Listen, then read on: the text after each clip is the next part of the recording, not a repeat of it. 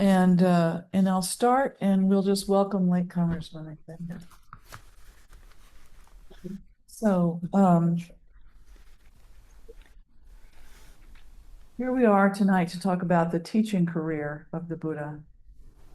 And last time we looked at his personal experience. And as we discussed, he said that waking up from confusion is the goal, because if we see how our mind works, then our native intelligence and compassion are activated, and we have access to our full potential as human beings. So remember that in the first class, his very practical, experience-based path for waking up has three specific methods. They're Shila, or ethical conduct, which is also translated as discipline. That means, just watching what you do, being careful with what you do. Samadhi, which is concentration or meditation, and prajna, which translates as wisdom. But what that means is that you study what it said, read books, talk about it, and try to understand also with your intellect, what the teachings were, how he described the world and how things work. So as we look at his teaching career tonight, I hope we can see that every step he took was designed to translate this wordless, indescribable experience into something, even an experience that people could have on their own. And he always used these three methods. There was always discipline, meditation, and teaching. So I'm going to skip over some of the actual teachings that were included in this reading for tonight, because we'll get back to them eventually. And I want to focus on what he did rather than what he said, because this is sort of like, I think this is the best opportunity to look at how the decisions he made at the very beginning, when he very first started teaching, are still impacting us today. And we're still living with those decisions. So when he decided to teach, you remember we talked about how he thought maybe he wouldn't teach. It wasn't possible. But he decided that he would try, because there are people who could get what he was trying to say. And he needed to respond to their need to hear. So he started with his 5 friends. And even though they were hostile to him at first because he had abandoned their practice, he knew them. And he knew that they were really pretty well prepared. They had already, for example, dealt with the demands of materialism. They were already ready to give up, being only driven by passion and hunger and food, that. They were already really disciplined in how they lived their lives. And so they were trained. And you could say that they were ready for what he had to tell them. And sure enough, in a very short time, all 5 of them realized what he was talking about and achieved their own version of becoming an arhat, of overcoming their confusion. And there were other people in the same place at the time, other people he didn't know, strangers to him, who were also seekers, and so he started talking to them too, because they were showing a level of commitment and in inquiry and longing for information that was important. So he worked with them too. And then also the merchant's son, Yasha, they talk about him, this young man who was just desperate to find out how things work. And so this hunger for truth, some kind of readiness to learn, and a commitment turned out to be the main attributes of the people that Buddha decided he would teach. He gave each person the ordination of a monk. And that's a process briefly described in the book on pages 21 and 22, shaving off all your hair, trading your clothing for a body cloth, giving up your worldly possessions, and becoming dependent on the community for your support and sustenance, and taking refuge in the Buddha, which means making a commitment to the path. So they use the word bhikshu for them. Bhikshu is I believe, a Sanskrit or a Pali word. I don't know. Well, it's probably deeply. Bhikkhu. So say that, and it means one who lives by alms, ALMS. And they described in there, how they would go and beg for food every day from the village and eat one meal in the middle of the day, and that was how they lived. We'll say more about taking refuge later in the course, but I just do want to say that people today do take refuge. We don't have to shave our hair, thankfully, or give up all our worldly possessions or live from a begging bowl. But there's this same kind of understanding of a commitment to this as the path that we're going to follow. And so that's one of the things that survived from then till now. And we talked about the urgency at the Buddha's time in history, that there was a crisis going on in the world, some kind of global crisis, and that people were really hungrily searching for answers of all kinds. And because of that, large numbers of people presented themselves to Buddha. His order grew quickly, and he soon had to formalize how he would teach and how they would live together to accommodate all of those people. He needed structure and rules. So thankfully, he did not send everybody off under their own tree. Honestly, if he had done that, we probably wouldn't know anything about Buddhism today, right? It would just be whatever happened to each of those people. But instead, he ordered a social structure. He organized a social structure to support the growth and well-being of all the people that were on his path.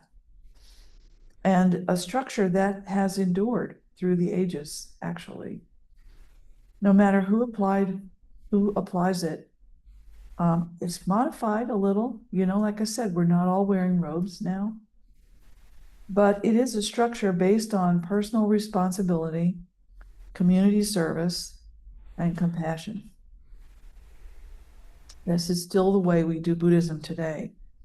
And I want to point out a few important choices he made at that time that are really critical. First, he rejected the caste system and gender restrictions, both of which were extremely strong, unquestionable, like science. You believed that the caste you were born into was your fate for your whole life, and that women were inferior to men and could not be trusted with certain responsibilities. That was, what do you call it, collective wisdom at the time. So for him to ignore that or go against it was really radical. And so men and women of all castes mingled in his single community, which was really unheard of. And I understand that this was the first religion in the world. I'm not a historian, but I did read a bunch of them about this. I understand that this was the first religion in the whole world that was open to everybody, not just a select bunch of people or tribe. And it was also the first one open to women. One historian said that because of this openness to anyone who wanted to be included, quote, a new social and religious reality had come into being, end quote. It was a really big deal. Second, he deputized people to become teachers too. As soon as a monk cleared away their own confusion and became an arhat, they were charged with helping other people attain the same realization. We have a description on page 21 in the book where he told the first 60 of his arhats, go now and wander for the welfare and happiness of many. There are some who will be lost through not hearing the Dharma, and we must share it with them.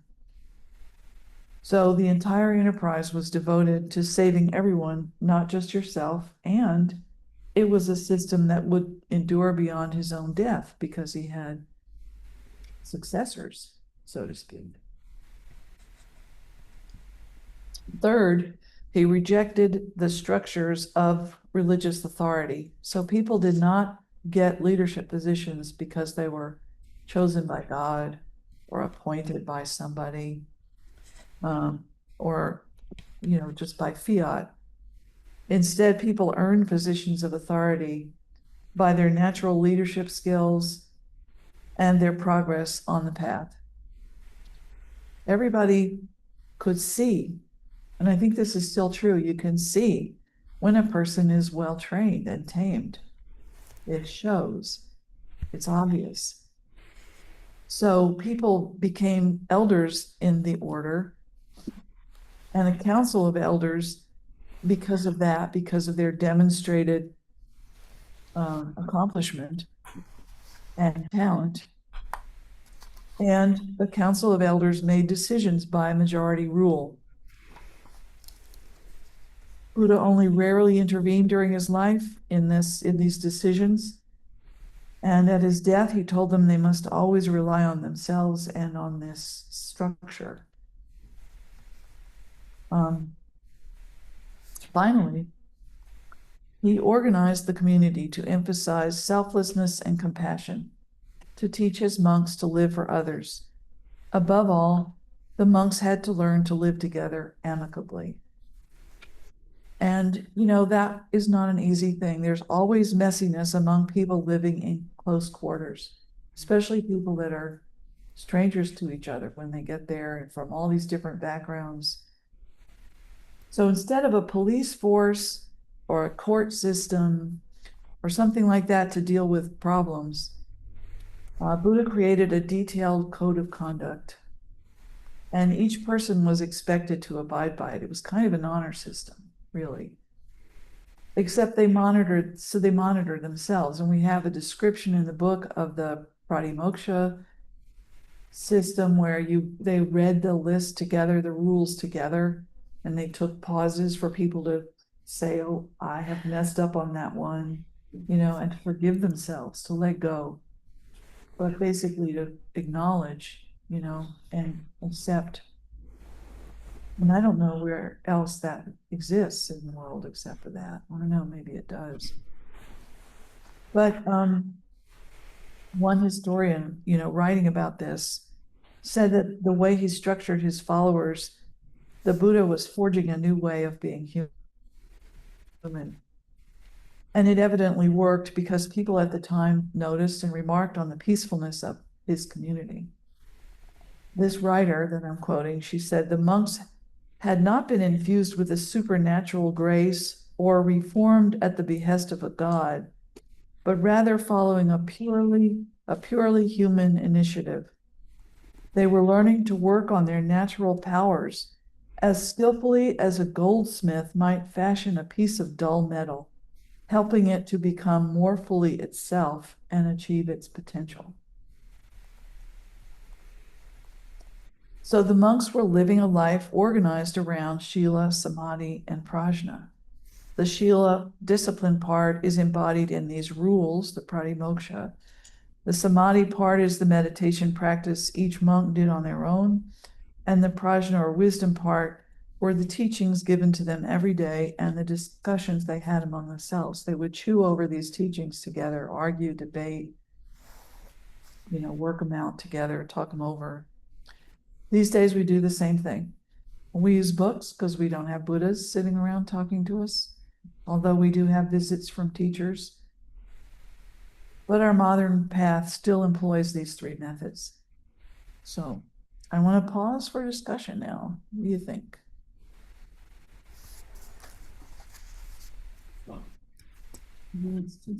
Yes. Maybe a comment.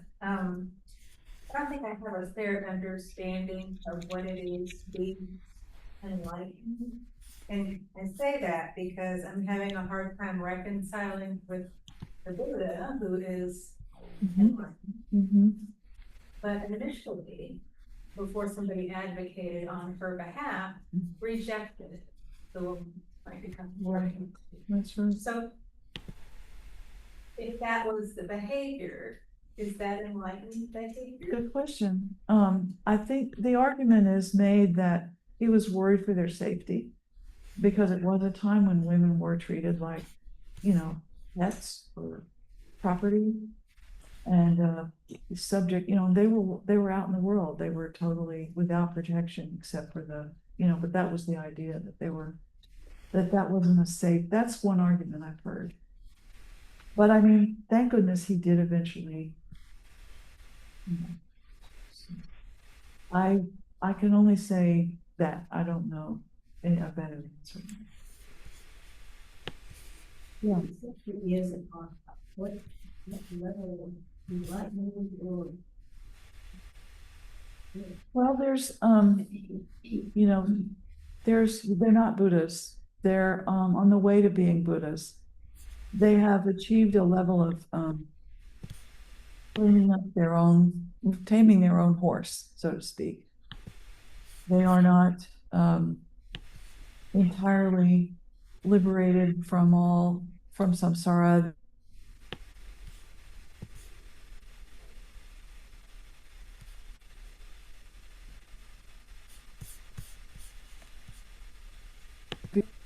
But From the Theravada. okay. It's not having tradition clash here. We do have a little bit of a tradition clash because I'm speaking from the Tibetan understanding and the Mahayana understanding of arhatship, and I do not mean to demean them.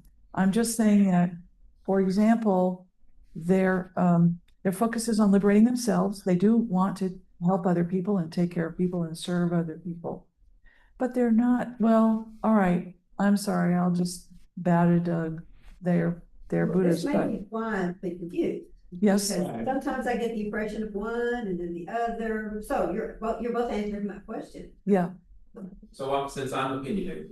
That's fine. Very. We like I'll speak my opinionated. piece.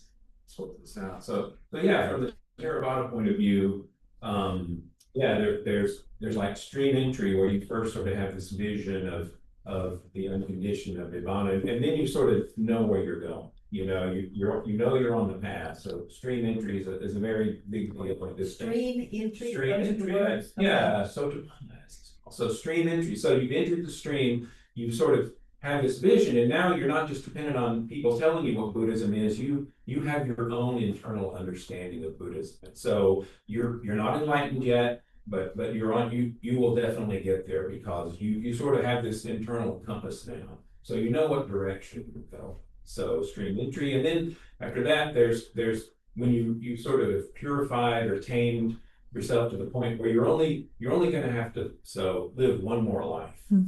So you're just about done with being a human being. And then there's the point where this is your last life. You're a non-returner.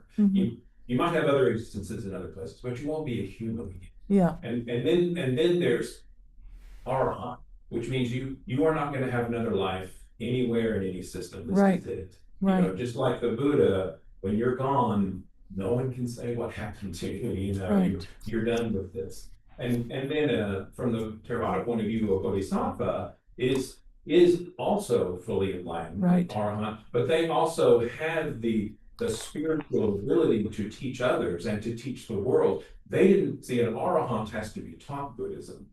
A Buddha naturally understands Buddhism. And so he can be the first to teach it to a new age that doesn't know anything about Buddhism.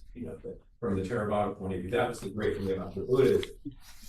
Right. He knew how to teach the world. Right. And so, an arahant isn't necessarily a good teacher. Right. The Buddha is the perfect teacher. And so that's sort of the Theravada. There you go. Okay, even the pronunciation, arhat and arhant. Oh, I'm just probably saying. Arhat, ARHAT. And I'm just like, I think the way they describe it in the book, I don't remember. They do. Well, here's the thing. Okay, when we'll get into this later when we talk about the development of Buddhism after this period. There's the idea of a bodhisattva, which is a person who pledges to be reborn. gives up that opportunity to never be reborn again, pledges to be reborn and come back. Yeah. So it sounds to me like what they're striving for is nothings, is that right? Kind of, yeah.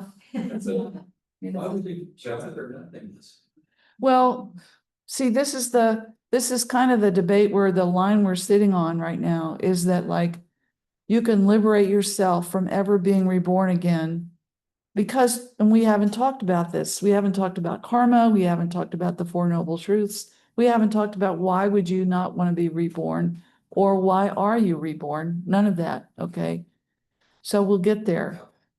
But I want to say that the distinction between the three, the Theravadan, the subsequent Mahayana schools, and the Tibetan, which is also a Mahayana, is that you pledge as a Mahayana person that even though you don't have to be reborn, you will be reborn as many times as it takes to liberate everyone from samsara, every sentient being, It's not just a yourself. bodhisattva, not just yourself. So it's a whole set of teachings around realizing the emptiness of yourself by dedicating yourself to everyone else. It's sort of a mind game in a way. And that's what distinguishes later traditions from this original one that Doug is speaking for. Okay, they do not have bodhisattvas in the Theravada, right? A bodhisattva is just someone who will become, no, I mean, They don't, but I mean- they will become a Buddha in the future, but it's not a goal that's considered for everyone. It's just Right. these very special people. So that's kind of the difference. And it's really chocolate versus vanilla ice cream. Yeah. You know, when you say, so how do you live as a Theravada versus a Mahayana? Well, you actually are living the Pretty same much the way, same. and you're doing all the same things. You are helping other people and purifying yourself and, Right. and taming the mind and all those good things. It's just this very metaphysical, endpoint out there that, as one of my favorite teachers says, if you argue about, who's right, Theravada or Mahayana, you don't really understand. Right. No. So we're not arguing, you and I, Right. we are not. We're just trying to clarify for people who've never heard any of these terms before. Right. So I did have a miss. que- Oh, What? sorry. Yes, I Mary. have a question that doesn't have anything to do with what we're talking about right now. Okay. If that's okay. Hold on one second. Are we done with this question? Okay, go ahead, Mary. You talked about the three, you talked about Sila, Sumata, and I'm not sure what the third one's called, wisdom or study. Prajna, right, Can you yes. just spell how do you spell Sumata? Or Okay, Sumata? the first one is Sheila, Shila. Got that. The second one is Samadhi, Samadhi. Samadhi. Samadhi. And the last And one? the third one is Prajna, Prajna. Okay. It helps for me to go find them in the book and look them up online. Very and good, so yes, forth. very good. Okay, thank you for that question. Anything else about this so far? Yeah, This is just me trying to understand enlightenment. Okay. okay. So, isn't wanting to be enlightened ambition? That thing we're That's a good supposed to be question. moving away from? That's a really good question. And yeah, people have to work with that. Yeah, I don't know how to answer that except to say it's better to want to be enlightened than to want to be, a dictator. I just want to be free from suffering. Right. Right. I mean, so it's an ambition, but it's one that will challenge all of your ambitions and all of your, neurosis and everything. But it is true. And it's hard to, yeah. As I understand it, for the people who are just entering the stream and won't be money, but it is an issue. And it's something that you have to watch out for and what teachers will say. That's kind of why you need a teacher to say, work on this, and there's like all these tools basically that will undermine that ambition in a crafty way, psychological way, whatever. The Mahayanists actually have a whole path oriented, like, don't think of yourself to that. And it really kind of undercuts it, but the whole path itself tends to chip away that little germ in there that's ambitious for your self-glorification of being enlightened, you know. So, but it's tricky, people fall for it all the time. Yeah. It's called spiritual materialism, and other Mhm. teachers in vernacular, that you're gonna get a gold for it, you know. Yeah, you'll get your Really medal. tricky.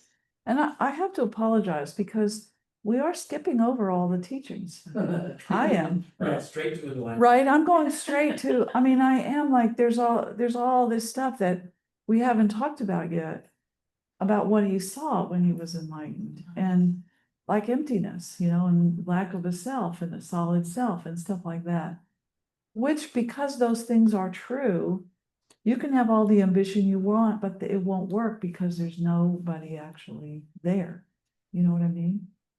It's like you can go outside and flap your wings and hope to fly, but you still won't fly no matter what. So the ambition isn't ultimately a problem. It's just something that will happen to you. Could I add something? Yes, please. I thought that this search for enlightenment was really the search for truth, and seeking for truth means that you are not really concerned about yourself, and that doesn't make it ambition in the other sense of normal human ambition. That's the way I interpreted it, and I didn't see. I don't know. The search for truth just seemed uh,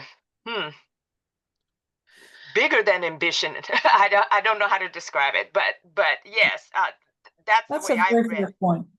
Yeah. Very fair point, Deborah. Thank you. Also, I thought it was really interesting that there was this character Mara. I don't know if I'm pronouncing it correctly. That seems sort of like the temptation, as the Buddha was trying to find his way, and I don't know. I guess that concept of of a alter ego or whatever, trying to pull him away from the Yeah. path he was trying to go on was really fascinating to me, and I think it comes up a lot in a lot of religions, and I don't know. It just kind of fascinated me. I just wanted to mention Yeah, that. and And I'm, do they ever talk about that more later on? again, I skipped over Mara altogether, which, I'm sorry about that, but I would say it is, yeah, it's everybody's understanding, I think, is that it's the call of a baseline humanity or something like that, the call of the culture or the environment that we're born into that wants to seduce us back into this system of self-gratification and so forth.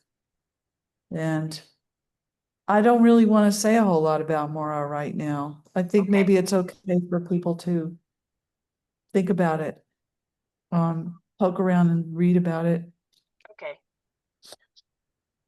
Jerry, I just thought it might help a little bit to mention that the Pali in Sanskrit, the Theravada and the Mahayana, the spellings are different. yeah, And so you may see that spelled different places. That's in true. Different pieces of literature. yeah, thank you. Yeah, thank you. I'll confuse you all because I use the poly words for everything that I'm talking. Something to look forward to. Yeah, so I mean, I'm going to talk about the spread of Buddhism later, including the differences between the Theravadan and Mahayana and Mahayana. We're going to get into that next week, okay? Do you know, ask just a historical question, monasteries, do you know what the history of monasteries are pre? Other than this, I don't know. I don't know, but it sounded like in the research I was doing that this was a new invention, You know, I mean. but I don't know. Do you, Obviously, they had classes that But the idea, I What don't- year are we talking about? When did this all start happening? we're talking about 2,500 years ago, 500 years before the birth of Jesus, Okay, thank you. for the Christian era, common era. In India. And there's so much we could have talked about and you could look at about how the world was organized at that time. So many things we take for granted were not there at the time.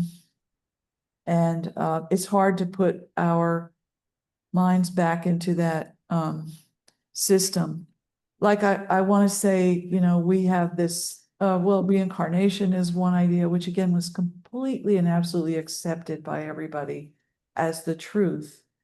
But again, you were living in a system where you're, whatever you were born to be, this life you were going to be for the whole life. There was no social mobility. There was no capacity to change your circumstances. You just had to be the best slave you could be and then maybe hope to get a better position the next time. And, you know, so we just have to, I mean, I just can't, first of all, I'm not an authority on the history of that time. Dr. Lai is better at this and he teaches on this. And if you're interested in all of that, you can go to his, I can give you the links to his programs because he taught an introduction to class a few years ago that I'm basing a lot of my stuff on. And he spoke a lot about the conditions of the world in that day. He's a classic historian, you know. So.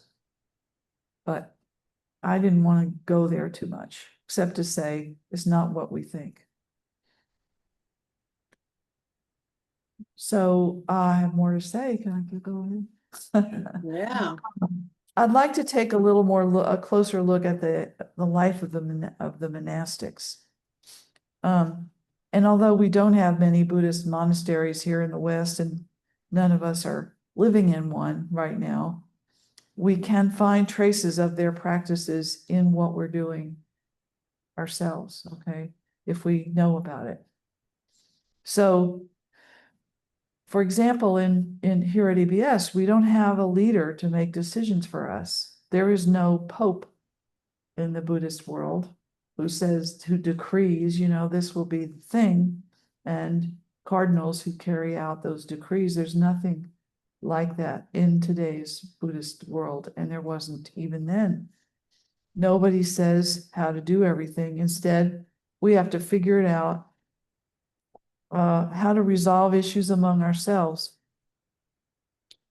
On page 31 in the book, we have the story of a dispute between one monk who was an expert on monastic discipline and another monk who was an expert on the Buddha's discourses.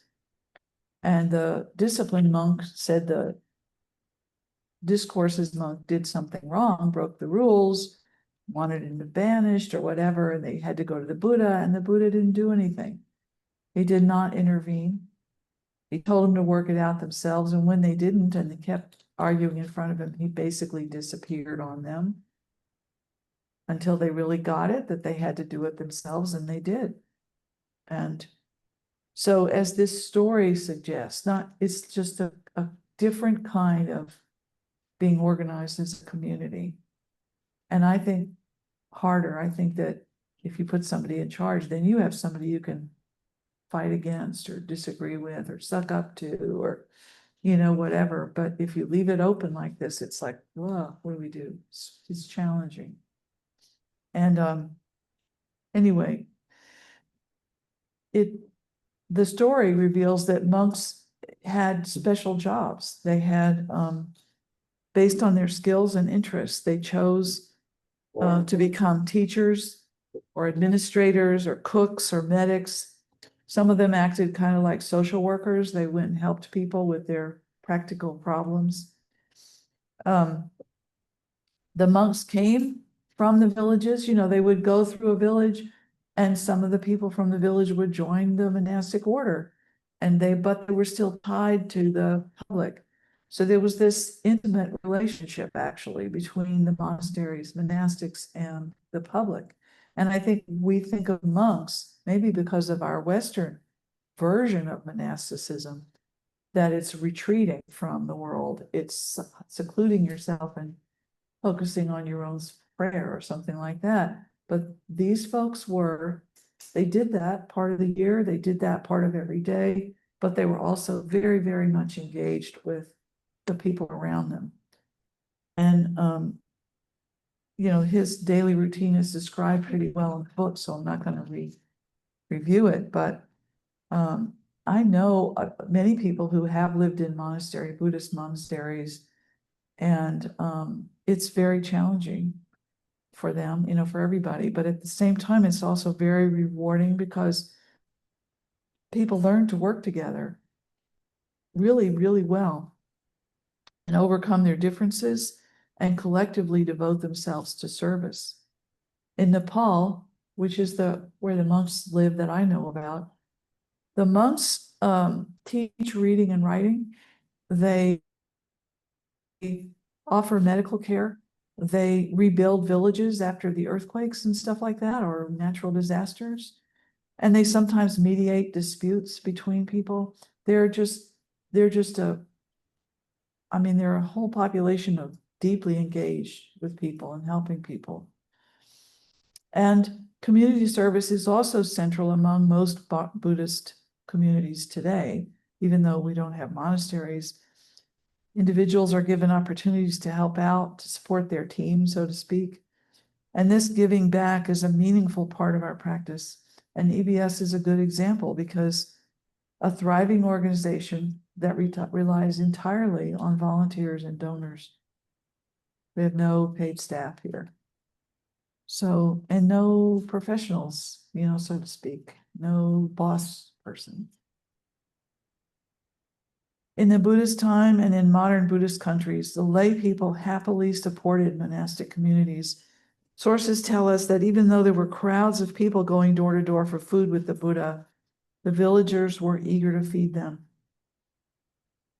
It was a strain, on their resources, but they did it willingly. And I think it was always understood that the monks were working for the benefit of everyone, not just for themselves, and that feeding the monks helps everyone too. And I think a Western parallel might be how we give publicly funded grants and donations to artists and researchers and scientists. At least we used to. Because we know that their work is beneficial to all of us, and we're glad that they can do it, and we're glad they're willing to do it, and we want to feed them and support them. So it's the same thing. These monks were not, again, their role was to help the whole world heal from whatever was broken. And people had trust in that, and they supported that. And I think we are missing something like that now. It would be so great if we said, thank God we have French Hill in Congress working for us, or something like that, or anything like that. That's the end of my political commentary. And so, unless you have an issue right now, I'm going to go ahead and talk about the end of his career. We'll come back. We'll have time to talk, I promise. But so we know that he taught for 45 years or so. And during all that time, in addition to overseeing his monastics, the Buddha maintained a busy schedule of public preaching and private counseling, encouraging everyone, even lay people, to follow his path at whatever level they could. So even as householders, parents, village elders, whatever, they were encouraged to work on their own enlightenment as best they could. And consequently, many thousands of people either formally joined his community as monks and nuns, or came out to hear him teach whenever he came through town, and they did their best to follow his path as lay practitioners. And his effect on that era was enormous. I don't know how to quantify it. I tried to look it up on the internet, and there were no answers. But it's just, you can imagine, it was big. He lived an extraordinarily long life for that time. I mean, he was almost 80 when he died. And, but he still had a body that got old and sick and died. So enlightenment did not save him from that. And as he was dying, he reiterated the most important teachings to his students to rely on their own minds with confidence. Use the teachings, the discipline, and the meditation practices he had taught them to liberate themselves and others. So I want to read a couple of paragraphs. Okay, this is from, the first one's from page 41, if you want to read along. The Buddha got sick and then he recovered. That's the situation. When the illness had passed, Ananda told the Blessed One, quote, "I'm so used to seeing you well and at ease that I became very confused and afraid when you were ill. I was only able to console myself because I knew you would not leave us without giving us some instruction for the guidance of the Sangha. But Ananda, I have spent 45 years giving instructions for the guidance of the Sangha. I'm not one of those who jealously keep their important teachings in a closed fist. The Dharma has been fully revealed. What more can you expect of me now? Should I declare what direction the Sangha should take? Someone who would do that would be someone who thinks the Sangha is dependent on me. But a Tathagata, and I'll say more about that word, does not think that way. How could the Sangha depend on me? I'm old and decrepit like a broken old cart that has to be held together with thongs. I only experience ease in my body by withdrawing my attention from outward sensations and letting it rest in the heart. So the Sangha cannot depend on me. Rather than depending on another, taking refuge in another, each of you should be an island. Let your refuge be the Dharma. And how does one make the Dharma his refuge? By practicing the 4 foundations of mindfulness. That is the way. Now or after I am gone, whoever makes himself an island or the Dharma his island will be the foremost among the Sangha. Sangha being the community of monks and nuns. And here's another quote from page 43 from him. Supposedly this is a quote of the Buddha. When the Blessed One is gone, you might think that the teacher is gone, that you no longer have a teacher. This is not true. The Dharma, the discipline, and the practice that I taught you will be your teacher after I am gone. And his last quote in the book is on page 44 to the effect that life is short. Get serious and liberate yourselves before it's too late. And my teacher loves to say that. He's always saying the same thing. Life is short, don't waste your time. The Buddha said, truly, monks, I declare this to you. It is in the nature of whatever is formed to dissolve. Attain your perfection through diligence. So that's what I have to say. Let's talk about it. And again, we will talk about the schools that followed him and, you know, things that developed after his death.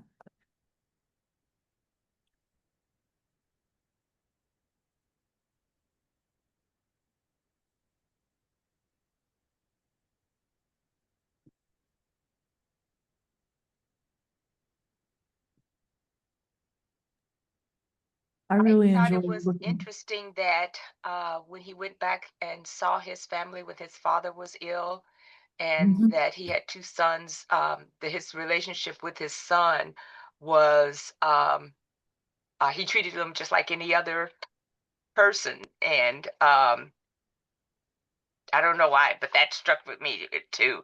And eventually he did appoint him as his personal assistant, and he worked with him for 25 years.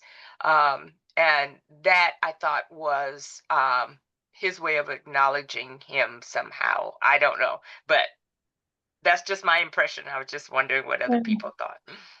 that's another point that people often bring up. It's like, how could he have left his family? You know, that strikes people as, you know, heartless or something. And I don't know the answer to that question. But eventually his family did come and join him. His his nephew Ananda and his son, and they all followed him. But I think back to the prediction at the time of his birth that he would either be a great sage or a great ruler, and his family wanting him to not be a great sage because that would take him away.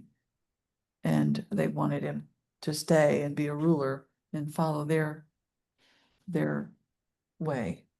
But anyway, What made it look about that is he came back when he had the treasure that he was looking for and shared it with his family. that's a good point. Yeah, I think it's important, I have to remind myself that I can't use my Western culture and my upbringing to as a filter to look at this. yeah, Um, that's, yeah. That's very fair. Mary? Doug? Yeah, something that might help with this notion about how the Buddha left the castle or whatever it is he did.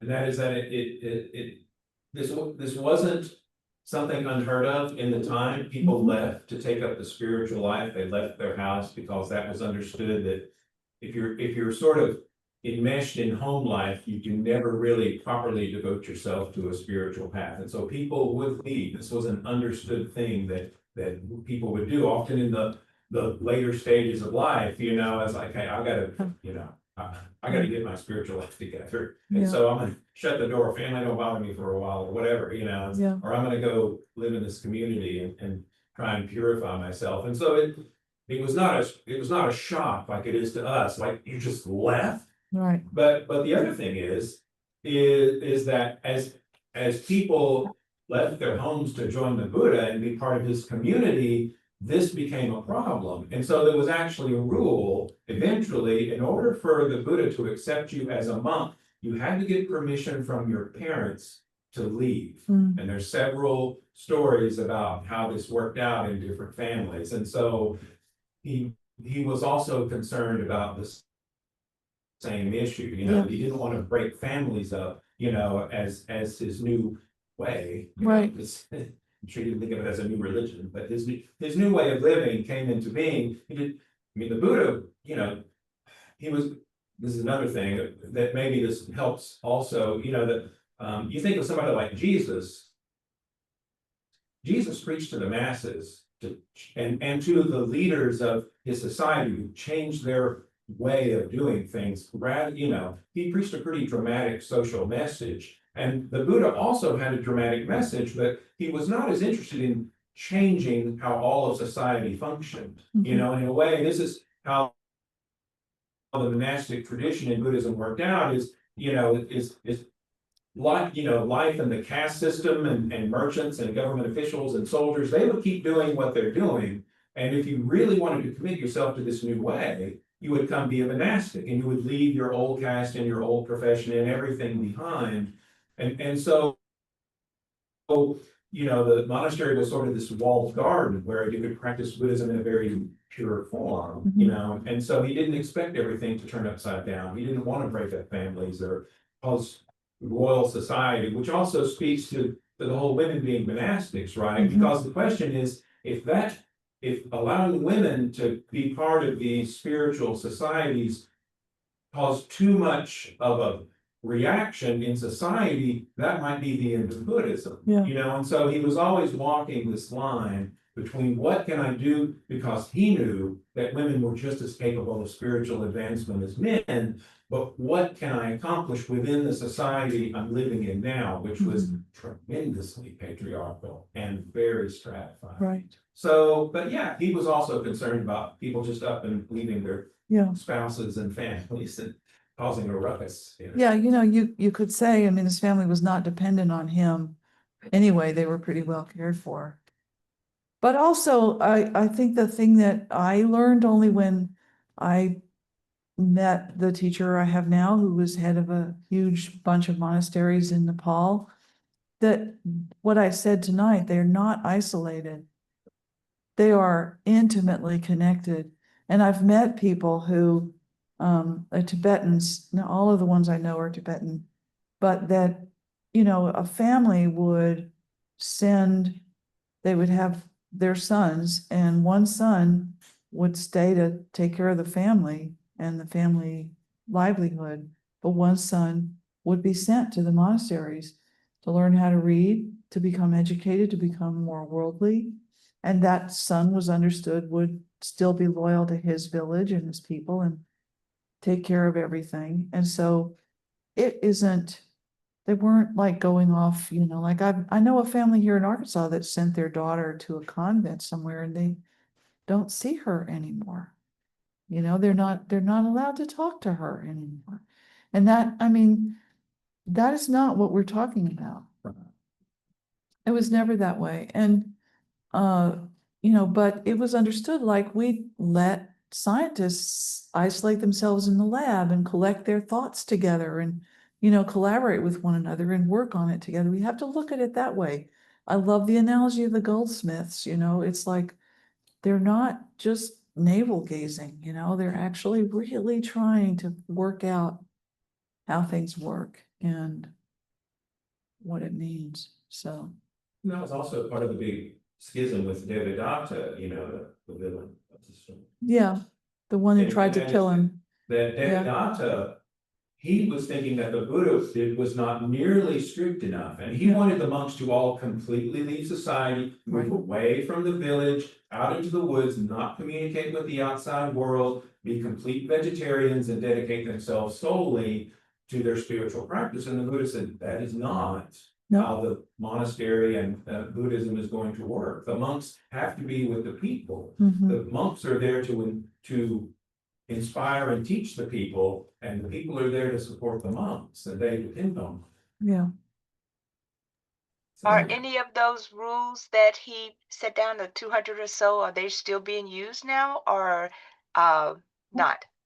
No, yes, absolutely. They are. In like I think I would say in Theravadan monasteries, I don't know so much so in the Tibetan monasteries, in Zen monasteries, but yeah, they're all still around. Yeah. Luckily, we don't have to follow them.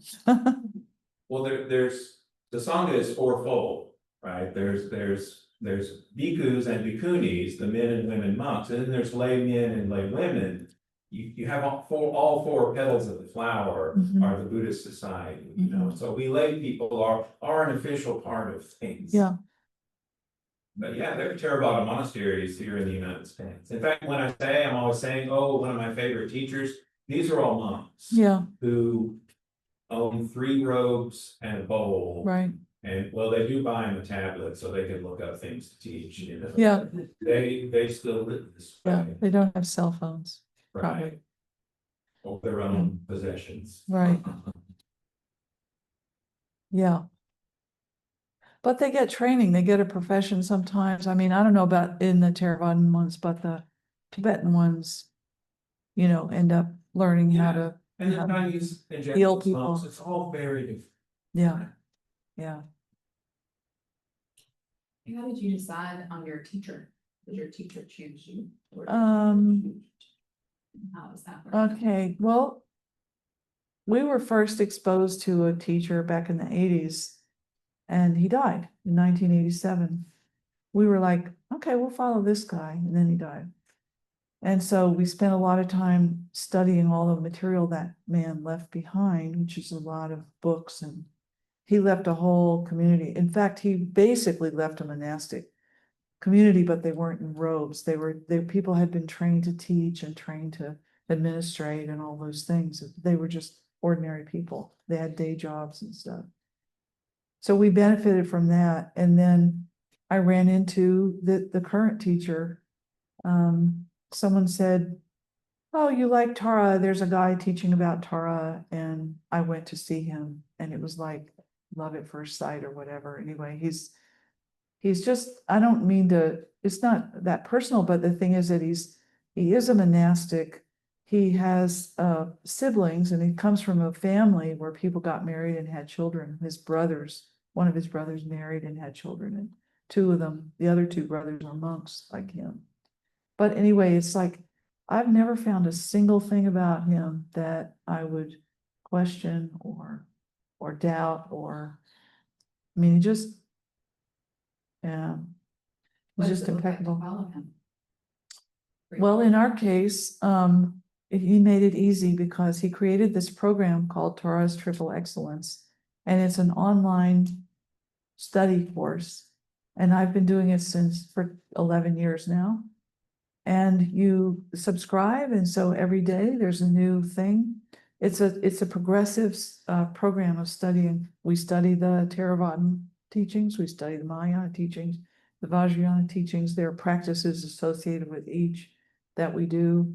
And it's a whole course which presumably will end in enlightenment. But we'll see. But it's been wonderful. It's been really kind of life-changing. And then every now and then we try to see him. And now because of COVID, I haven't seen him in person very often, but he does everything on Zoom. All of them do stuff on Zoom now.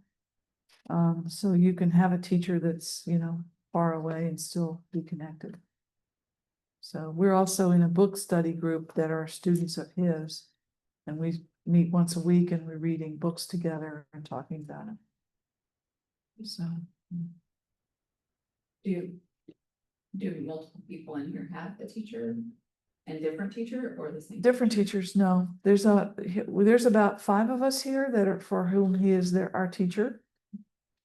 But there are other people with other teachers, and there's another, on Sunday morning, there's a group that follows a teacher who lives in Asheville, North Carolina, and he's a Malaysian person. He comes here a while, and he's wonderful. And then on Saturday mornings, there's a group of people that follow another Tibetan teacher who lives in California and comes here sometimes. He's been coming here for 20 years. His name is Anam Thupten Rinpoche. And so what they do is he comes and people see him and meet with him and talk to him and have dinner with him and, relate to him as a person. He likes to cook, for example, so they cook. And then then he teaches. And so they watch his teachings and talk about it together. And he writes books and stuff. And so do you dabble in multiple teachers? Yeah. Something you feel comfortable with? Yeah, whenever he's here, I go see him. I go see all of them whenever they come. We have, we used to have, right? Yeah, oh yeah, it's always good, and there's no exclusivity. And EBS used to have more teachers visiting when they started, but that was 25 years ago, and some of those teachers have passed away. And so we've been trying actively to recruit a younger generation of teachers. These 2 men I just mentioned are about 50 years old. What? Did one come this summer or I feel like I saw? Yes. During your new. Yes. Somebody came. Yeah. I was gonna mention, we also have lay people who are teachers. And we have Nate Smallman coming in January. Teacher. He's a Zen teacher. He teaches, he actually teaches in schools. He's an academic.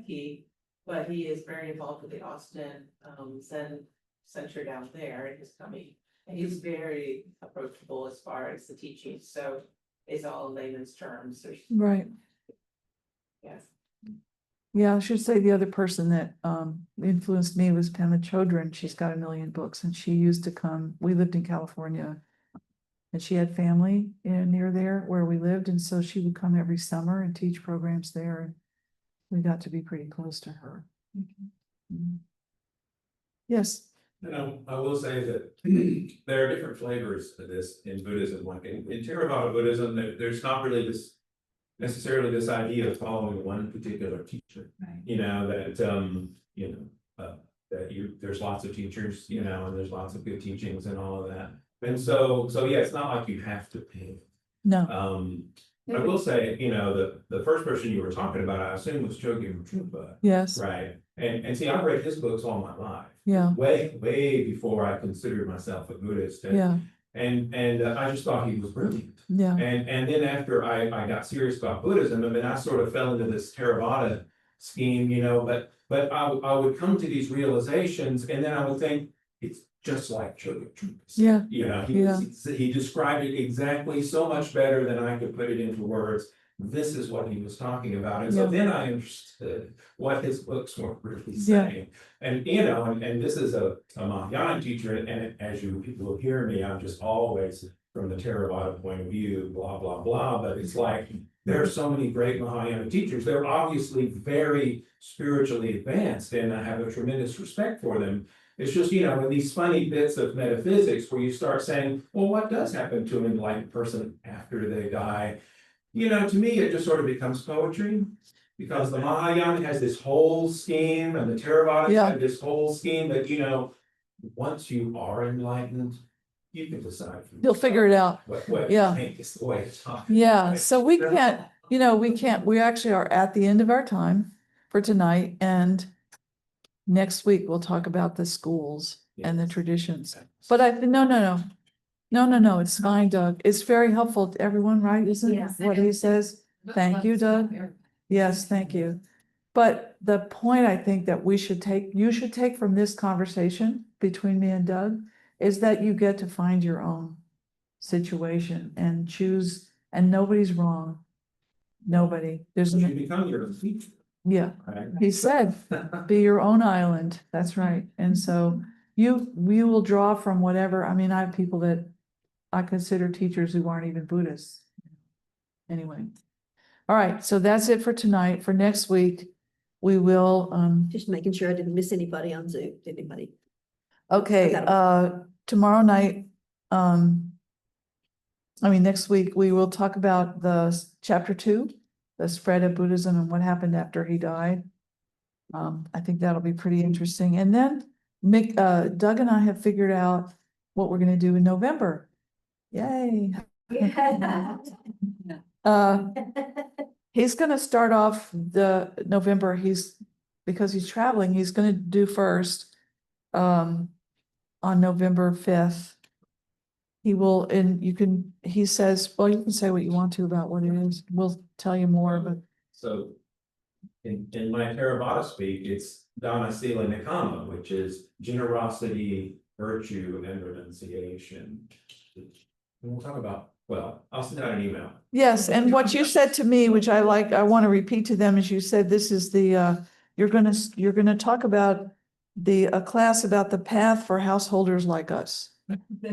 And the reading assignment, which is optional, you said, is to read chapter 6 about the 3 marks of existence, and chapter 7, which is a talk that a Buddhist abbot gave to a dying woman. Beautiful talk by Ajahn Chah, which has nothing to do with what I'm gonna talk about. I just I want want you to read it. And then I'm gonna do 2 weeks on karma, November 12th and 19th. And there's a chapter on that, and then we'll take a break for Thanksgiving, and we'll figure out what happens in December. We haven't figured that out yet. Wait, so November 5th is not 3 and 4. No, it's not like that. We're not going through the book cover to back, front to back. I like structure, so. I'm sorry. I apologize. We did not, that spreadsheet was supposed to be for us to work things out together. We didn't mean to share it. And we actually,